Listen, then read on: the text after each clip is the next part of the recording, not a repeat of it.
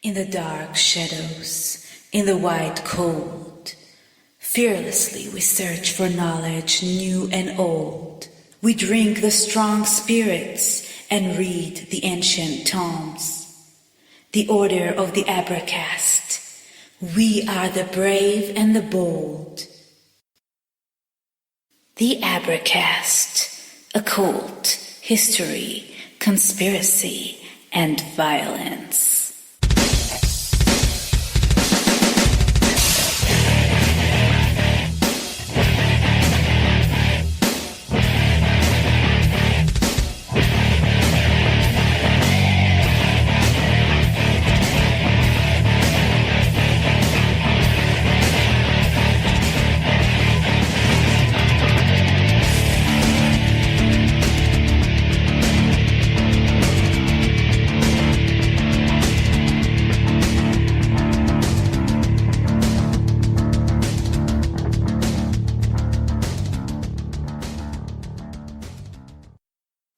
All right, on the line this evening, we have Woody Watts from Hill City Paranormal. Woody is a paranormal investigator and a podcaster. Woody, welcome aboard.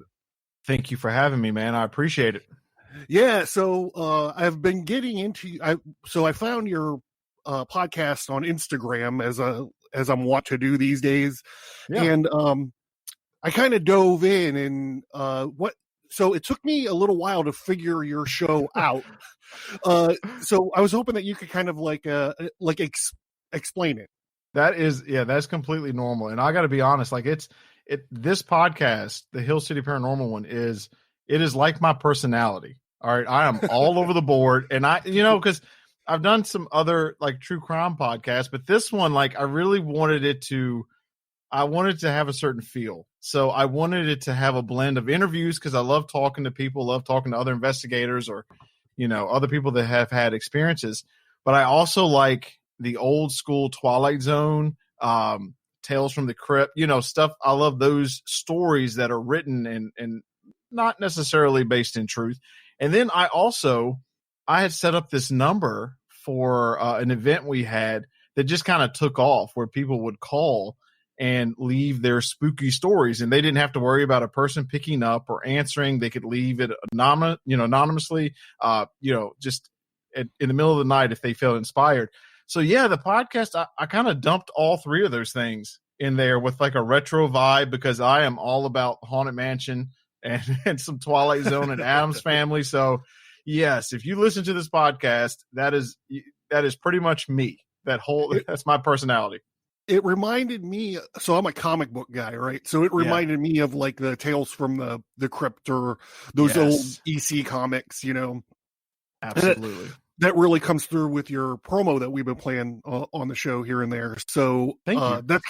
That's kind of like where I see it. I'm like, oh yeah, this is like Tales from the Crypt. So it's different because it's like every episode could be kind of like a different genre, but they all kind of work real well together. So I appreciate that because I do kind of the same thing. I have like my straight up show, and then I have like a Western philosophy show midweek, and then at the end of the week I do these interview shows. So I see how it could come off as kind of schizophrenic, and I'm always like, I don't know how people are going to adapt to this, but yeah. Well, you know what I learned is like I know for me, and I'm a podcast listener too. And so after a while, I mean, I appreciate, the ones that have the same theme day in and day out, but it's like a show for me, like I love the interviews and we go on investigations and I love talking about them and some behind the scenes, but I also like to be entertained. And so this podcast, it's like, it's made partially for me too, because I'll I'll write some stories and I have other people that help me write some of the stories. And then I love the editing part. I love adding the theatrical stuff, the sounds, the music. And so for me, it was like, I did not want to miss out an opportunity to actually, amp it up a little bit and make it so obvious that it was not truth-based where I was tied to it, Right. Yeah. Okay, so you mentioned that you guys do investigations, but a thing that's interesting that I find about your investigation stories and your videos are you just don't focus on ghosts. Like you kind of like catch-all, right? Like you do, you guys track UFOs and you do Bigfoot investigations and also ghost stuff. So tell me a little bit about that. How long you've been doing it and about your team and this kind of stuff. Sure. Yeah. Well, see, my introduction into the sci-fi world, paranormal world universe, was a UFO sighting at the age of 14. I was out in the backyard with a friend and we saw a UFO. And so that was kind of my introduction. My introduction was never into the paranormal ghost side. And that carried through with me until adulthood. And then I started getting into Bigfoot. And then it wasn't until within the last couple of years, I really started looking deeper into the paranormal and the people I was meeting. And my wife herself has had several experiences. So yeah, we started off. It actually started over a year or two ago, where we actually officially, gave ourselves a name and stuff like that, where we were doing a paranormal investigation of a local academy in our area that had just been renovated and reopened, and they wanted to do some haunted history tours there. And yeah, so we were doing a paranormal there, but honestly, yeah, we're all over the board because that's what we like. I dig paranormal. Obviously, I love, ghost but also, man, I am up for some Bigfoot hunting. We will go deep into the woods, and then UFOs, I can't get enough. I'm always researching, what's the latest UFO sighting, MUFON and all that stuff. So it's just the world I live in. So I was like, you know what? I'm not going to limit myself to one thing because, my wife and I, it hits us on a Friday morning. We'll drive 3 hours and go Bigfooting up in the woods. So yeah, let's put him in the logo. So tell me a little bit about your UFO sighting when you were 14. Yes. Okay. So my friend and I, it was near where we live now. So I've basically lived in the same area my whole life, except for a brief period we moved to North Carolina. But it was near in my hometown where I grew up, and I was 14. And it was one night my friend and I were out, and back in the day, this is before smartphones. This is before computers. This is when actually people were outside playing and breathing fresh air. So we were out there, and in his backyard had a really good view of the mountain, the mountain in our area. Okay. So we were back there, and I don't even know what we're doing. I think we were talking about cars, because we were leading up to getting our learner's permit, and we were talking about the kind of cars we want and all that stuff. So we were back there, and we both looked up, and we saw this string of lights high in the sky. It was a clear night, obviously, but we saw this string of lights. It was 6 lights in a row. And it was just hovering there. And we're like, well, that looks weird. That's not a tower, is it, James? His name is James.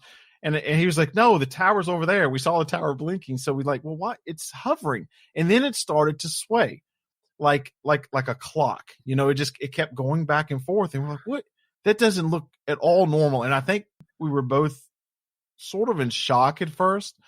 And then we really didn't know what it was until it took off. It swayed for a couple of minutes, and we were just both looking well, what in the world are we seeing? You don't really know what you're seeing. And then it took off in just a beat, and then it just shot into the sky. And then I remember, you could call him up right now and ask him. You could say, hey, what happened that night in your backyard? He would tell you the same thing. So it took us a minute. We were just what did we see? And that has stuck with us ever. And I'm 38 now. Yeah, 38 now. So it has stuck with us ever since then. And that opened the door for me, because not a lot of people know this, but leading up to that, my family was, we were really, I wouldn't say isolated, but we lived a Amish Mennonite lifestyle, okay. Where no TV, it was really we were, in this kind of, I didn't really dive into the sci-fi bubble, but man, that kicked the door open for me. I was like, okay, I saw something that's weird. I got to explore that. And ever since then, I've been into sci-fi movies, Bigfoot, and like I said, later in life ghost. Yeah, so I had a sighting when I was a kid. Yeah. I was in the back of my old man's car and we were driving somewhere, and whatever he saw really bugged him out because he actually pulled the car over. So we're in like his little God, I can't even remember what it was. It was a Dodge hatchback, some kind or whatever. And so he pulls over and he gets out of the car and he's just like staring up at the sky. And I'm trying to get out of the car because I'm like, I want to know what he's freaking out about.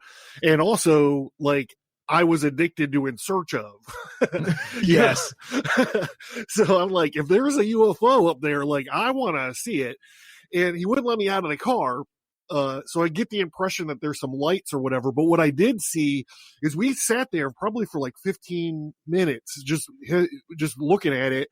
And what I did see is I saw fast moving jets like go along like its same line. So the idea that I had was that, you know, we had been watching it long enough for them to scramble something to go and check out what these weird lights were all about.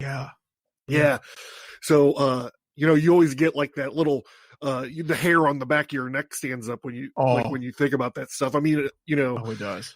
Nowadays it's like, you know, like with the Nimitz flap and all that, like the idea that our fighter jets are like engaging with these things is kind of like out in the open. But you know, when I was a kid, it's like, I don't remember any kind of stories like that, you know, from back then. No, and if you brought it up, like you were kind of looked at, like, you know, I remember coming home and telling my parents, and they was just like, "What? Like, no, you saw a plane?" I was like, "No, I didn't see a plane." And you know, the funny part is, and just to tell you how small this world is, all right, so my wife and I are the same age, right? Basically the same age. And I didn't know this until, no joke, I think we were recording a podcast a couple weeks ago, that when she was around the same age. Okay, I'm not saying the same day. It's not a Twilight Zone episode, but around the same age, she herself and a group of friends and her mother saw the same type of thing in the sky. And when we were kids, I would say we lived about 30, 45 minutes from each other, you know, in different counties, but the same, like, you know, we're in a rural area, so everywhere is basically just the same area. You know, it's just named different. Right. She herself saw something. So it's like, it made me feel less crazy, and that it was like, okay, all right, so I wasn't the only one in the area that was seeing sightings. And that's kind of been, this area is I don't know, I would call it maybe a hot spot. I don't know, for just weird stuff. And so I'm kind of relieved to know that I wasn't the only one that has seen UFOs in this area. Yeah, and then there's this idea that you guys found each other, and, you know, like, what if your whole thing's set up like on this, like you said, this Twilight Zone episode, like idea. You both saw the same lights in the sky, and so you're destined, you know, to. Now, you're not too far off, because it's funny. Like I didn't know about her UFO experience until recently, and gosh, we've been together 10 plus years. And then, like, not too long ago, we went Bigfooting, and she was the one that found the footprint. If she wasn't with me, I'd have never found the footprint. So it's like all these little circles just keep getting, you know, the little dots are connected for us.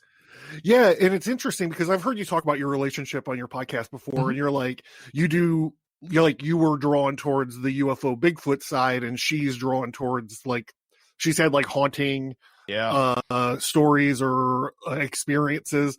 So together, like, zip you guys up, and you got like all the bases covered. Oh, and I have to credit her, because when I first started exploring, I would drag her onto these things, and she would, you know, we would watch sci-fi movies and documentaries all the time. But it wasn't until she started sharing her paranormal stories with me that was when I started to respect that. And I started to want to know more, because she has stories that will send chills. And that is no exaggeration. Like, so it really, you're right. It really is like, I met her, and it's like, we just kind of blended with everything. And she has opened me up to paranormal, so much so that there are some times that, you know, like a podcast, we'll record someone telling their story that they were so intense for her, she can't listen to them, you know, because she had such an intense experience. So yeah, it's just a perfect blend. Like it really is. Yeah. I don't think I've heard her tell her story before, No, but not yet. I get the idea that it was pretty intense. Yeah. She makes it pretty clear that it was pretty terrifying for her. Yeah. So, so were you raised in like a religious environment? Like you mentioned the Amish Mennonite business. Can you talk about that for a minute? Or yeah, and it wasn't until a little bit later. Like we were Southern Baptist, okay, and strict-ish, but we really like a really great home and Christian environment. And then we started to get a little bit more, I don't even know how to call it, like just kind of going off the grid. And we would, a little bit by little bit. It just was like one of those things where you just, you see it over looking back at, you saw it happening over a period of time. But yeah, for a while there, we were, we were pretty cut off. Like we would, my parents would make their own clothes, and we would just live. I mean, we lived way up in the mountains, and we would go to some, I say Amish, and that's just because it's easier to identify, right. But we didn't ride the horse and buggy. I hate to disappoint people, but we did we stuck to like the one-tone cars. And just like, I remember one of the hardest things for me was the TV part, because, I'm a huge Batman fan, and right around that time was the Batman, the animated series, like, one of the best cartoons ever created. And so, we did away with some of that stuff, and it was like, that was me being into entertainment that was tough. But, I appreciated the people we met and the experiences. But then after, I would say later in high school, and after seeing the UFO, and then that just kept driving my, push to know sci-fi and the universe and everything else.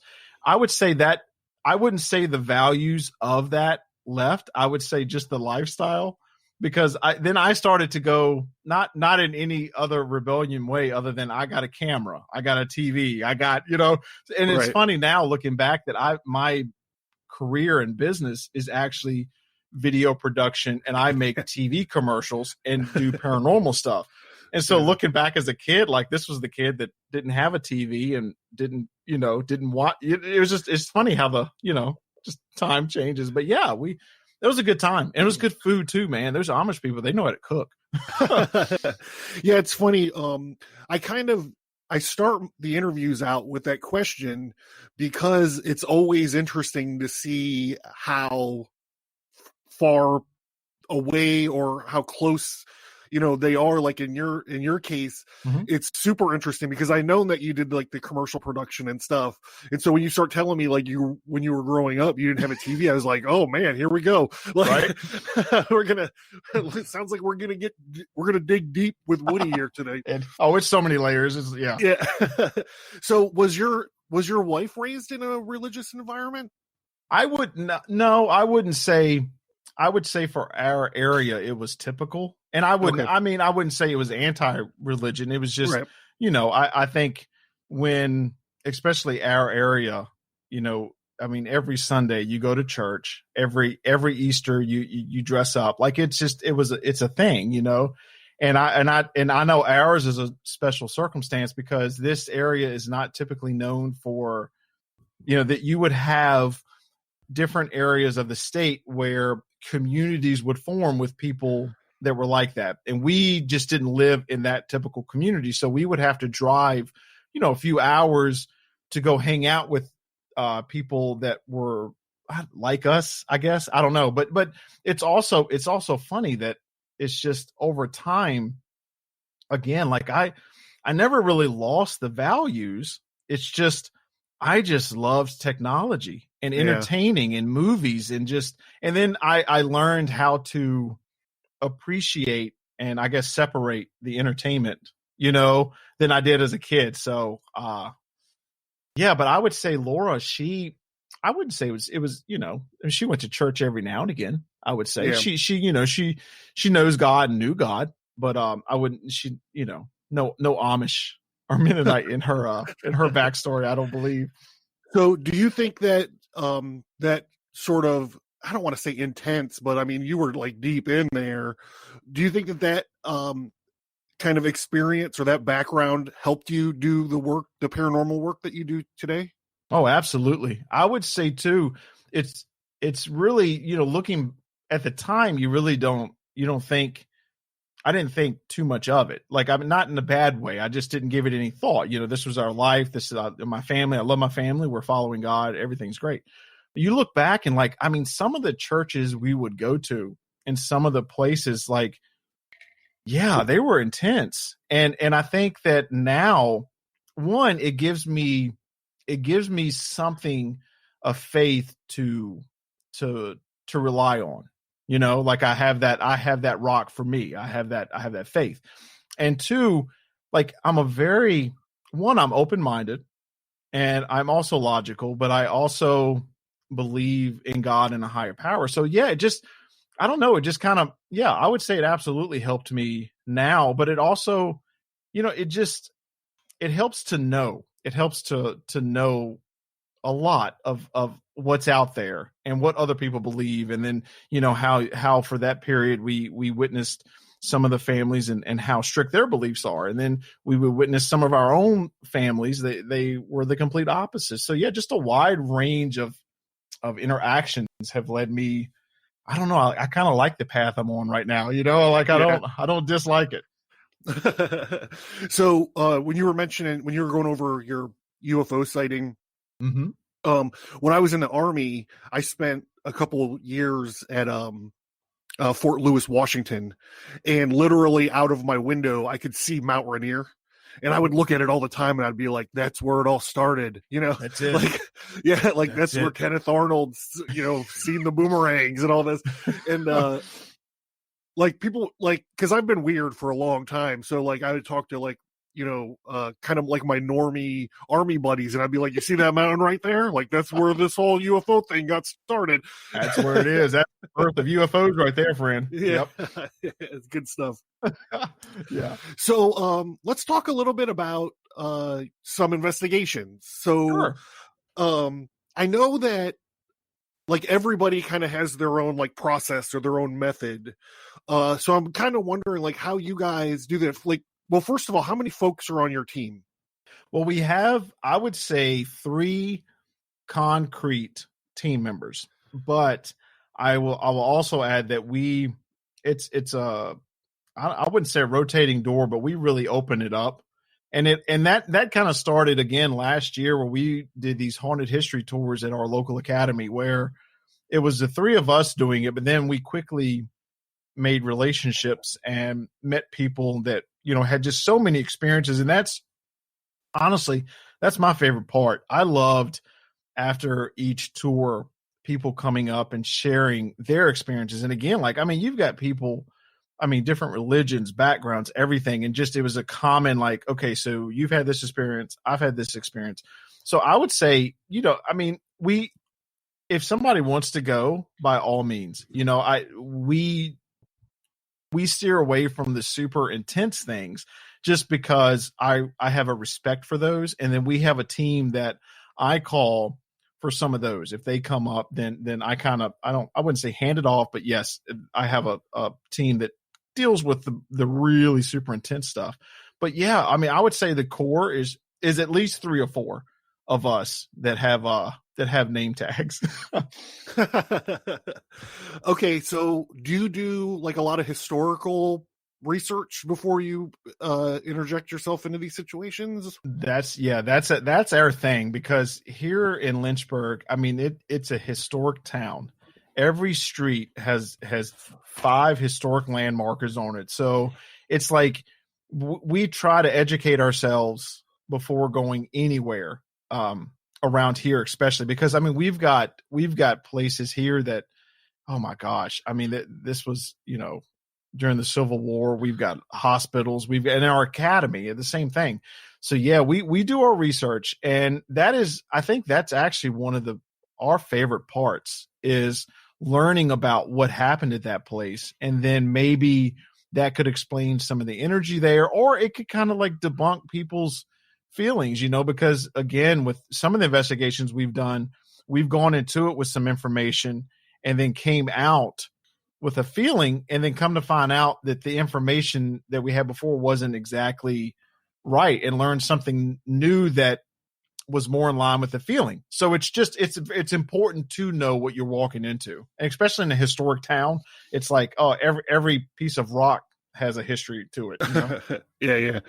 So, what kind of research do you do? Like, do you do like land, like title research, or just like newspaper researches? Or yeah, a good combination. And I'm lucky enough and blessed enough to have my next door neighbor. And when I say we live in a historic town, and the street that we live on, my neighbor and I share a driveway.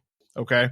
And so he's on the team, and his former career was logistics and history and all that stuff. And he was in the Army. So he dives deep into, like you said, the titles, the old, like, where was the line here? Where was this battle fought? Where was this place, the hospital? And I'm typically the guy that is like, I like the cool news clippings, the headlines. Right.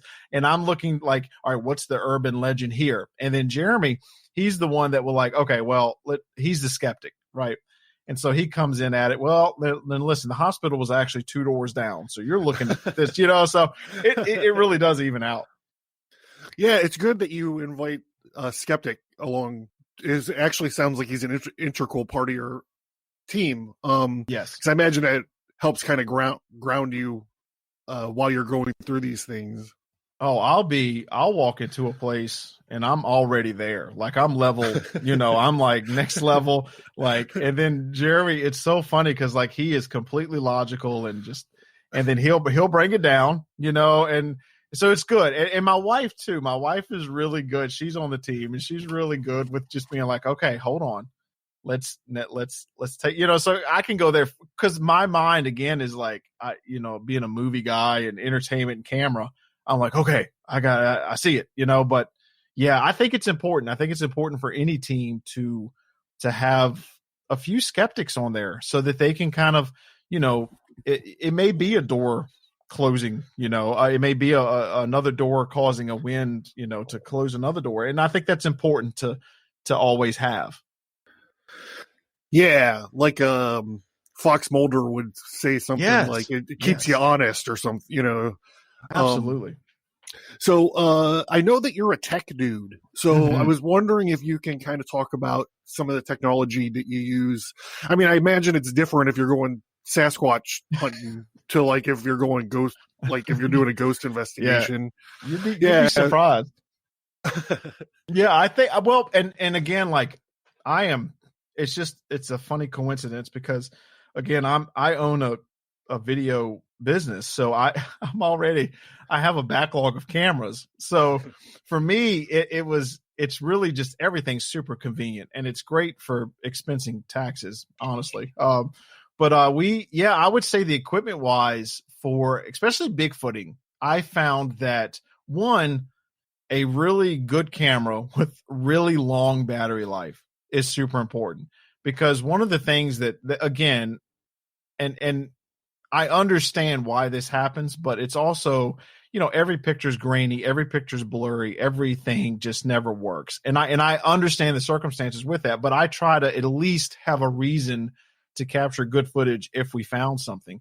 And I would say for paranormal, for me, it was very important to get a really good night vision camera, infrared camera. So I tend to, I'm a techie geek, and I tend to go for the 4K, the monitor, the good audio, the really good microphone. And we do have a couple thermal cameras, a bunch of infrared GoPros that we set up around and just kind of monitor. Now, I really don't, I guess and again, this is the other team that we really rely on and we send things to, but as far as like spirit boxes and stuff like that, I do have an EMF reader, a really good EMF reader, but like spirit boxes, I'm not into the communicating, because for me, I like to go in a place and it like a historic place downtown where staff members were hearing and feeling things. And, I wanted to experience what they experience. right? So when we go into some investigations, it's more about, I want to know what they're experiencing, and I don't really try to, I don't know, stir anything up. Does that make sense? You know, I try to capture what it could be. And that goes also for the Bigfoot stuff. I mean, that's when we're out in the woods, you know, we just try to capture as much footage as we can, sounds, and having gone on, especially the latest time that we went Bigfooting, that was the first time that I actually got nervous in the woods, because I kid you not, like, I mean, we were hearing noises that I had never heard before, and wood knocks and everything that you see on TV shows and you think, oh, they're making it up. I swear to you, we were not making it up, you know? So I think equipment is very important, because one, you just don't want to be out there and you find something and you have it fail. So that for me is, you know, just a really good camera, 4K, clean image, and a lot of batteries.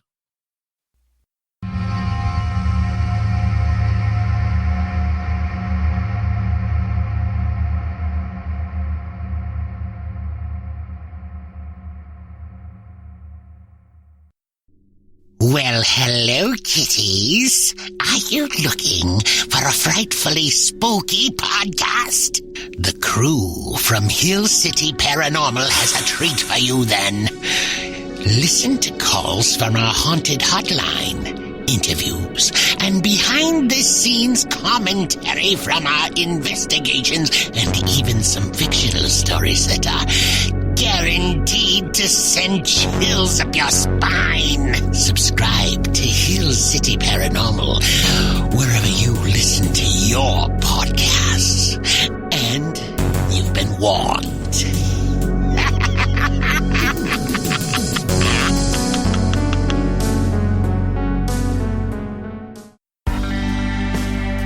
Learn more at abracast.com. Get bonus content by signing up for the mailing list.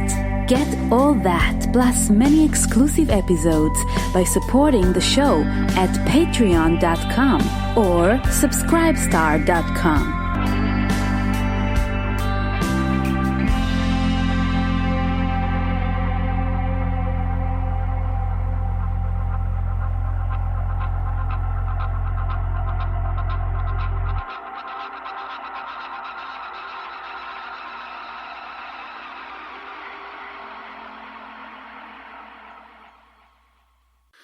Yeah, so it sounds like you have more of like a anthropological sort of study kind of minded tactic, instead of, you know, going in there and trying to cause some shit to happen, you know? Yeah, stir it up. Like I try not to stir anything up too bad, because, you know, like, again, like, you go into a place, and for us, some of the historical places here, they almost don't want you to find anything. Like, they want it to be, you know, they don't want it to affect tourism. But that, to me, like, I want to capture what they witnessed. That, you know, and being a video guy, that's what's important to me.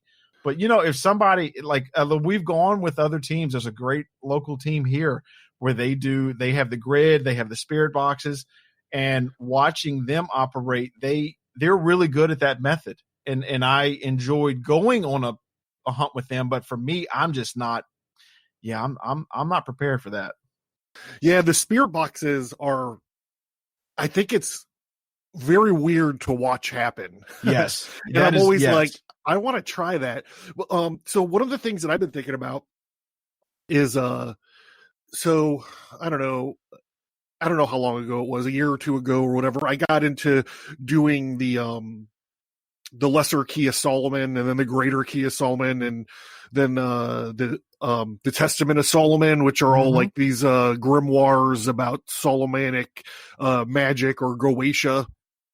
And specifically the Testament of Solomon, the whole story is him sitting there calling up a spirit, interrogating it, you know, what are you here for?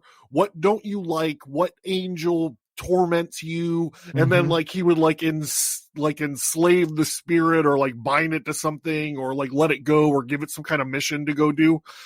And I've really been thinking about the idea of trying to use specifically some of the stuff in the Lesser Key of Solomon in a ghost hunting atmosphere. Yeah. Like actually doing like actually sitting down, bringing out like your little magic sword and your double wand of power and all that stuff, and like actually like doing the whole circle of protection and the triangle of manifestation, and just like getting kind of weird and like and seeing what happens. What would you think about that? Because that sounds like it goes kind of against your method. Oh gosh, I don't know. Like, I mean, I guess the film part of me, like, well, I got to film it. But then, the church me and the one that, wants to sleep at night, I might wait in the car. I don't know. But, it's funny that it's like we have a story here. It's actually, it's a couple of streets down from us that it's called the Rocking Cradle House. Okay. And it's in a old home, but there's a legend to it. All right. And some of it has some depth. Some of it may have been, added to over the years. But back in 1907, a pastor owned a house, and again, it's close to ours. He owned this house, and he was a bishop, and then he rented it to his nephew, who was a reverend in training. Okay. Mm-hmm. So the reverend was married, and they had a cradle in the house. They just had a baby, and they had a cradle in the house, and they also had like a nanny that stayed there. Well, the reverend left for a church service one Wednesday night, and as he was walking home, he heard the nanny crying and just going, hysterical. So he goes in, and the cradle was rocking by itself, and the baby, was quiet. Then the cradle would stop rocking, the baby would cry. But the nanny, nobody was rocking the cradle. So the reverend calls the homeowner, the bishop, and he comes over. And legend is that the bishop got to the point where he was controlling the spirit. And so he would tell the spirit, he would say, rock the cradle, and the cradle would rock. And then he would say to stop, and so it was kind of in that he got to the point where he was communicating and dictating and almost bossing it around. Yeah. Now, like, would I have wanted to film that? Yeah. But, there again, like, I want to sleep at night, and when I pray at night, I don't want any weight on me. But yeah, I don't know. That's tricky, man. I don't know. Like, part of me does, part of me, I don't know. I don't know. If I'm ever asked, I'll know then. I'll know for sure then. So, it's interesting because that's one of the kind of misconceptions about, I don't know, high ceremonial magic or whatever. Not like all of it. Yeah, I can't speak on all of it, but I can speak on the Goetia or the Solomonic magic books, and a lot of it is bossing these spirits around, and on top of it, it's like it's not just bossing them around. It's like the books instruct you to call on these things, and then when they get there, pray to God that he will control it. Like, yeah, exactly. It's literally like lines of just saying nothing but God's names, like in the hopes that he will protect you from this thing that you just summoned, And you're just like, wow, you're like right on the edge there, buddy, right on the edge. This one, the more I read about this story, the more it's like it became a local thing. Like, it became where people would come to see the cradle, and the bishop would sit there and make the cradle. Like, he would do it, like it became a show. And it's like, oh, I don't know, bishop. I don't know if I would do that. I don't know if that's smart. So, what's the creepiest place that you guys have ever investigated? Oh, I would say aesthetically creepy was an abandoned house way out in Amherst County. And I'm talking, when I say like way, that's a directional reference in our area. It is on a side road that nobody goes down. It is just out in the middle of nowhere. Yeah, we went in this abandoned house that was beside a mill. And the legend of that area, or the tale, was that every couple of days someone would spot this lady walking down the road in period clothing, right? And to walk down this road is just like crazy, because there's no there was no one living there. There's no stores. There's nothing. So like just to be out there is weird. And I would say that is the creepiest house that we've ever been in. Now, did I have a bad feeling there? No, we kind of quickly got over that. We had a lot of fun, and we were out there in the middle of the night. Now, I would say the actual creepiest place was we went to a old cemetery, and again, it was in a town near us. And it was way up in the mountains again, out in the middle of nowhere. There was no road going to the cemetery. And you had to, I think we hiked for like 45 minutes just to get to the cemetery. And a tornado had come through recently and wrecked the trees around it. So we really, the sense of direction, you would lose it really quickly. And so I decided, being the smart guy that I was, I wanted to camp out there. I wanted to sit beside a tombstone because there had been some things that people were hearing noises and lights up on the hill. And, so I was like, well, I'm going to go up there with my 3 night vision cameras, sit up there and just chill out. Like there's no cell phone service. I just was up there.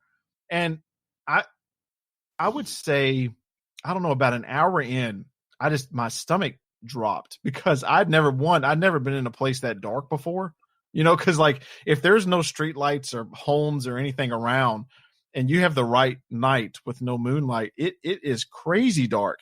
And so it was like, oh my gosh. And my dad was with me and my niece. And then we started hearing noises. And it would have been one thing if it was paranormal noises, but it was actually like animal, what could be Bigfoot noises or something. I don't know. And I would say, honestly, that is the creepiest thing because it was one of the few instances where I was like, okay, I'm ready. Okay, we need to go.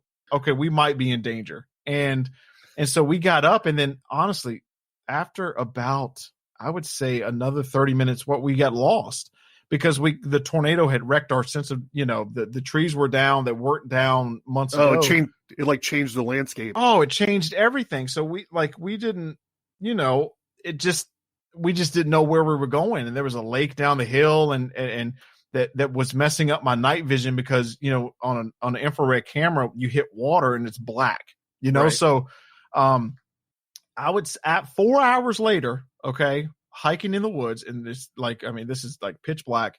We finally see up on the hill, my sister she had come looking for us because we hadn't reported back, and she was on the top of her car with a flashlight, okay, blinking to us. And we were like, thank God we're not going to die in the woods because Woody wanted to camp out by a cemetery.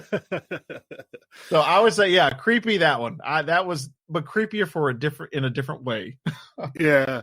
So, okay. So I have a Bigfoot story too. Yes, awesome.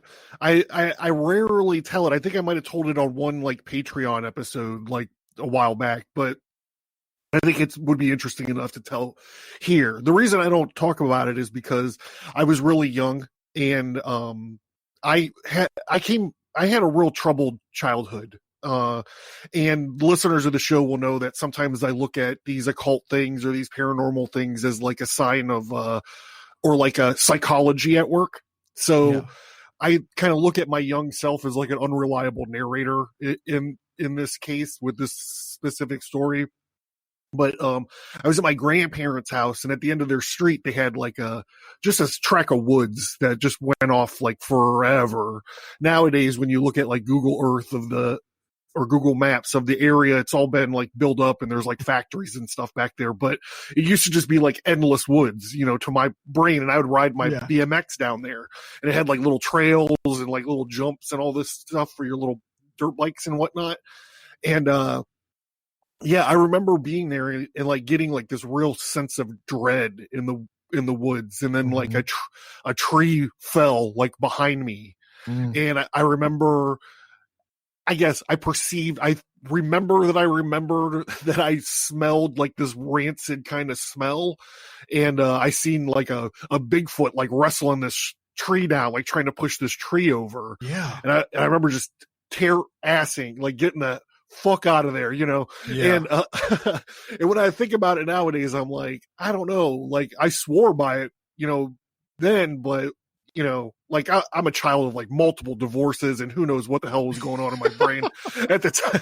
At the time. Yeah. So, but yeah, like I carry that around with me, and then like every once in a while I'll Google search like Bigfoot in North Ridgeville, Ohio, and see if anybody's like. Usually you just find like a pterodactyl sighting, which is really funny. Yeah, Mothman. yeah. But yeah, it's weird, and like I don't share it. And I was like, I figured I got Woody, who's a Bigfoot guy, on the line. Like I should just let it go.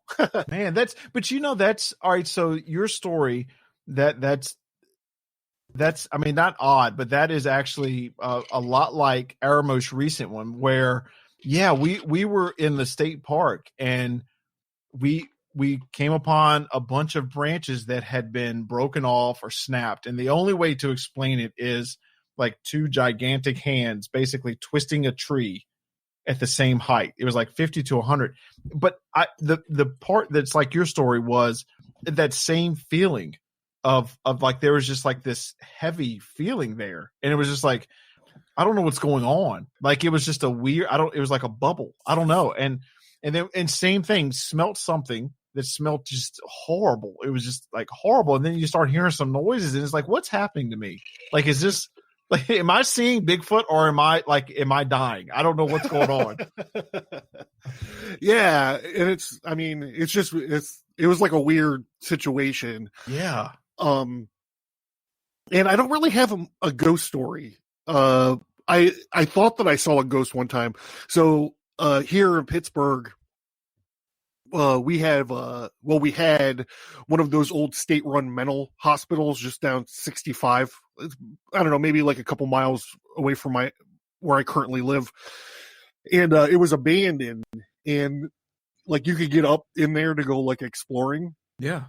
And I mean, it was just the creepiest place. You go in there and like doors are just opening and closing, and there's all kinds of like satanic graffiti all over it and everything. Oh, that's an instant creep out factor, Yeah. It's like, well, you go down there, like you get into some parts of it, it looks like a Marilyn Manson video. Like there's like fake arms and legs hanging around and walkers and decrepit, wheelchairs and stuff. And we were about to leave, and the caretaker was like, "Hey, did you guys get into the morgue?" And we're like, "No, where's the morgue at?" And he's like, "It's this building right around here. And if you go to the back, one of the windows is busted, so you can get in there if you want." So I was like, "Okay, cool." And it was like that magic hour, like the sun was going down, and he was like, "You just got to be out of here by dark, right?" So we get in there, and it's like, they had those the big ceramic tables, like where they cut the bodies open and all this other kind of stuff. Yeah. And the shelves that like slide out and slide into the cooler, just like morgue-y kind of stuff. Mm-hmm. And I was there with my girlfriend at the time, and she turned the corner and she just got bugged out. Mm-hmm. And I look around the corner and I'm like, "What's that?" And like you could see like this kind of shadow form like moving in front of this window. And I come off as a skeptic. I like to portray myself as a skeptic, but I was like, "What the shit?" Like I literally got freaked out. And then I just took a couple breaths and I looked and I'm like, "Oh, we just disturbed the layer of dust that's in the room, and it's like floating in front of the window." Yeah. But like my brain was there, bro. Like I was just like, like, oh, it goes quick too. Like it's funny. Like, well, not funny. I won't say funny, but a kind of a case like that for us was that it was during these haunted history tours, right? And so we did this investigation. There had been two teams. There was one team that came before us, and then we did the more, I would say, the videoed, because we were doing it for the tour, right? I mean, it was an actual investigation, but we just needed a lot of footage, right? So we do this, and the people are going on tours, right? And so we've done a little bit of our history for this place, and then we kind of based the tour off of that. So it was an investigation / I would say a little theatrical stuff thrown in to make the tour fun, right? But you knew the theatrical stuff when it was coming. So we do this, and all of a sudden, after one of the tours, I get a lady, like she makes a beeline for our table. And I'm like, hey, did you have a good time? I was worried she had a horrible time or something, you know? And so she was like, I need to talk to you. I said, okay, well, let's go talk. And then she says, I don't know how to explain it, but during the tour, we were on the stage level, I encountered a very angry male spirit. And I said, well, I said, during our research and talking to the staff and everything, like we never encountered a male that, you know, may have died here, or, you know, I said, we had one story we kind of investigated that could be a case, but it was a female. And she was like, no, it was a male spirit on the stage that was very angry that we were here. And I was like, well, I thank you for the information. I'm sorry to hear that. Okay. So fast forward, like, I don't know, 6 to 8 months. And then I get a call from the academy, the operations director. She was like, I've got a story for you. I said, okay. Well, they had done even more research, and I guess the history tours had brought up people that knew the history more than other people, and it just brought up a lot more paperwork. Okay.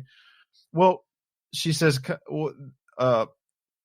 we found the death certificate and information about a guy that had been struck in the head on the stage with the stage weight. Yeah.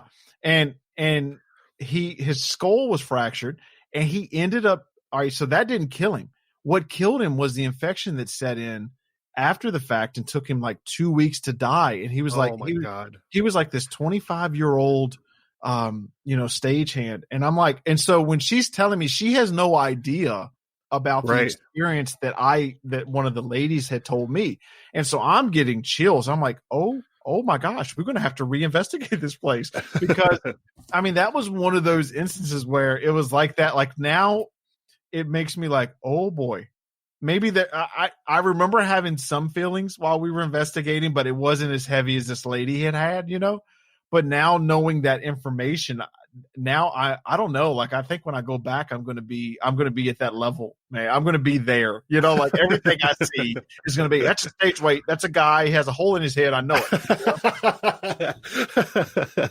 So was the Academy investigation, is that where the ring thing happened? Yes, that's the place. That place has so much history.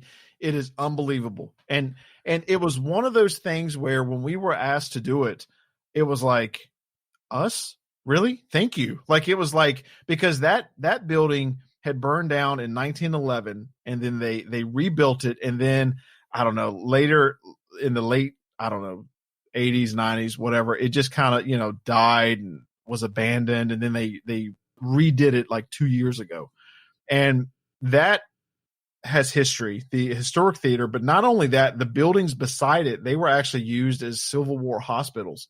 Oh. And so, like, you're talking about like a stretch of that street that is just, the history is so deep that like you've got people that there's no telling what happened, you know, like there's so many stories there. But yeah, that is where the ring happened, and they actually have the ring on display. Okay, now it is in a cabinet. Can you do me a favor? Yeah. Can you explain the ring story? Oh yeah. Okay. All right. So the ring story was, when the building was being renovated, right? The latest renovation, they had to completely redo it, but they modeled it after the 1912 version of the theater. So some weird, and this is all true. This is from the construction workers and staff members. Like this, these are actual stories. Weird stuff started happening when they were renovating and digging out some of the old stuff to either replicate or put back up. And some of the things, like there were these lion heads that they would put in the theater, and some of the construction workers took some of them home because they were so damaged they couldn't use them, and they were kind of, you know, they were just kind of cleaning them out. Well, some weird things started happening at the houses, so they brought them back. Like they were like, we don't want it. Well, one of the weirdest things was they found a ring. Okay, so they found a ring there, a wedding ring. And they told the Academy, hey, we found this ring during construction, right? So, okay, all right. So the director, they put out a blast. They were like, okay, we found a ring, historic ring, beautiful. And then it just kind of like, it just got pushed to the side. Well, then months later, they kept finding the same ring. And so it's like this ring, this wedding ring, keeps reappearing during the construction. And then during our investigation, again, I didn't know this until, 5 months later, Jeremy was on the stage and he was filming his part of the investigation. Like, we kind of broke off and he had the infrared camera and he kept hearing this noise that sounded, and we were the only ones in the building. They locked us in. We all, everybody stayed away while we did our thing. So we didn't hear any noises or anything. And he heard what sounded like, he thought at the time, like a quarter or a ring hitting the floor and rolling. And it was the same spot where the construction workers found this ring. So this ring is like this always present thing. And it's like, we don't even know the backstory. Like, we have tried to, and it was even to the point that when someone found the ring, they sent out an email blast asking people, we found this ring. It's like, no, it's not. That's the ring, dude. You've got to that's the ring that everybody finds, So, I really want to know where, the story behind the ring, but we can't find, we really don't know. We haven't uncovered it yet, but honestly, new paperwork and information comes out every couple months for us. So, yeah. So it's interesting because it sounds like one of the themes of our conversation is kind of like follow up is key. Yeah. You can't just do a one and done. You got to constantly check in, has there been any developments? Has anyone seen anything new? Do you have any additional information on that? Which is interesting. I mean, it sounds kind of like a boring aspect of, the job or whatever, but it sounds like it's really worthwhile. It is. And you think something. And again, we did this whole we went in that building a couple of times. And then sure enough, 4 or 5 months later, we learned of a completely different scenario. And it's like, wow, okay. So that's why we really try to build relationships with, business owners, local places, because we really like to keep going back and recovering things and recovering, even if it's just recovering stories like of the guy that, the weight fell on his head and he was single. He was working New Year's Eve, and this is all true. We have his actual death certificate. He was working New Year's Eve and got hit in the head, and then 2 weeks later is dead from an infection, and no one, it wasn't like a thing. It had to be uncovered after doing investigations and tours, and people start talking. So yeah, it absolutely pays off to follow up, and then just keep going back.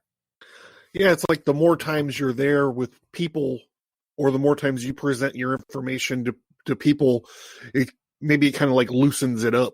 The people that get exposed to it are like, I think I might know something about this, or, I might have heard this story when I was a kid or something. And then you get a whole new aspect or a new angle of attack on stuff. Oh, people start talking. And I think that was the one thing that I loved about the history tours, that people would come up and share their stories. So that was my favorite by far part.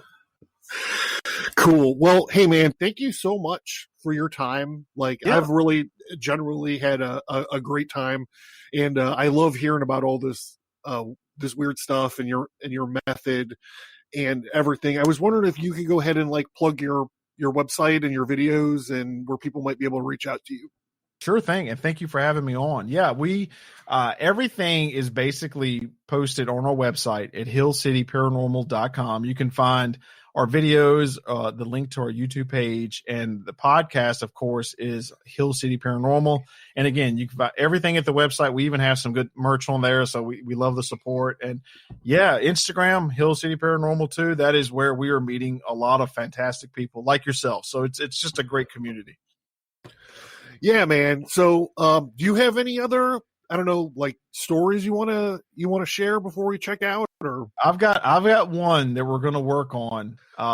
We just found out, and how I didn't know this before, I feel like an idiot, but not far from us, on a mountainside, a World War II airplane went down. It crashed into the side of the mountain, and 5 of the passengers, the soldiers on it, they died in the crash. Where you can actually, if you hike high enough, you can actually still go to the crash site where the plane is still there.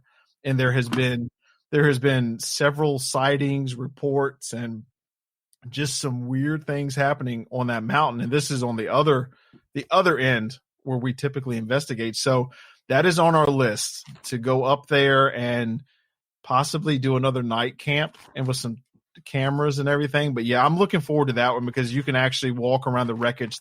You just got to be brave enough to get to that point on the mountain. So that's interesting because there's a story here in Pittsburgh about a World War II. Was a B-25 Mitchell that went down in the Monongahela and they never recovered it. Oh, okay. They call it the Phantom Bomber of Pittsburgh. So there's all kinds of weird things that went on with it, and then it wound up crashing, and they had barges and helicopters out there searching for it, and no one could figure out where this plane took off to, and they never were able to recover it. Oh man, see, that has a cool name too. I'm gonna have to come up with a cool name for this because nobody, like, we were randomly talking to somebody that is really a history buff, and he really should be on the team. We'll try to convince him. And he was like, well, did you ever hear about the story up in Bedford that, and I was like, what? No, there's a plane up there. Yeah. But it doesn't have like you said, it doesn't have that legend title. So no one really knows about it. I'm like, well, wait a minute. How come I never found this out? And people are having stories about it. So that is absolutely on the list. Cool, man. Well, hey, if you ever find yourself in our neck of the woods, get a hold of me and I'll try to find some creepy place for us to hang out. Oh man, I'd love that. Yeah, that's a deal. We'll make that happen. Yeah, we actually there's a library. It used to be a mansion, and when the guy died, he gave it to his daughters, and he was like, when they leave, I'm going to give it to the borough of Bellevue to use as a library. It's called the Baines Library. Yeah. And it had this giant Dutch elm out front. And this thing was so old and big, they named it. It had a name. It was called the Old Sentinel. Okay. And it eventually, it got like Dutch elm disease or something. And the borough had to cut it down. And when they cut it down, ghosts started, or I don't want to say ghosts, paranormal activity started happening in the Baines Library. Yeah. And people are like, I wonder if someone was hung from the tree or was buried under it or like whatever. But if you search, like, if you just do like a cursory search for like the Baines Library, I'm sure you can find a more in-depth story about it or whatever. But yeah, it's like a sort of famous haunting spot. Ooh, man, I'd love to go there. Yeah.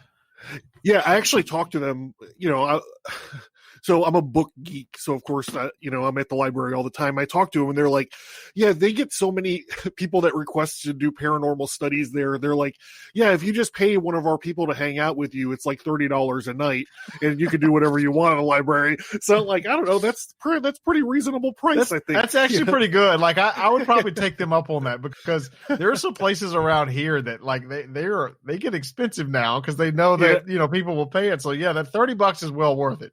Yeah, you're like, hey, I'm not Zach Baggins or whatever that guy's name is. Like, cut me a break. Yeah, come on, man. I don't want, like, I'm just hanging out with it. I mean, come on now. But we do have this. I was contacted by the city to do. So apparently we kept getting calls, especially after the tours, because people in that area just started getting the phone number, and so we did get a call. We got 2 calls, which was eerie, about them seeing, in the same building, City Hall, about them seeing this guy that was wearing, like coveralls. You know what I'm saying? Like the like the bib overalls with the straps and stuff like that. Yeah. They kept seeing this guy walk down the hallway. So we got contacted by City Hall, and they're like, because we wanted to do this other place, this other historic museum, because that's the museum on the hill, and we wanted to do that because it's just a cool place. I wanted to poke my head around and take pictures, right? Well, they were like, yeah, well, we'll think about that. That's a tourism spot. But we do have this other place in City Hall. There's a hallway that people keep seeing stuff, and I'm all over that. So it's like, it's funny, like these old office buildings, man, they got a ton of history and a ton of activity going on. So I mean, they're office buildings now, but who knows what the heck they were before. It could have been anything. Yeah. Well, and like a library is like, the scene in Ghostbusters, you know what I mean? Like that library scene. Yeah. So maybe that'll happen. Are you, Alice, menstruating right now? Like that the famous line. Yeah. So, okay, man. Well, thank you so much for your time. Sure. I really appreciate it. I had a really good time. And what's the website one more time? It is hillcityparanormal.com. Awesome. Thanks, Woody, so much. Thanks, man. Thanks for having me. Yep.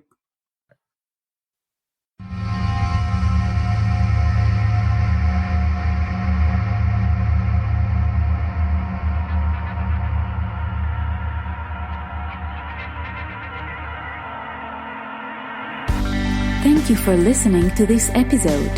Send an email or visit us on social media to let us know what you think about this topic. And please remember to leave a 5-star rate and review.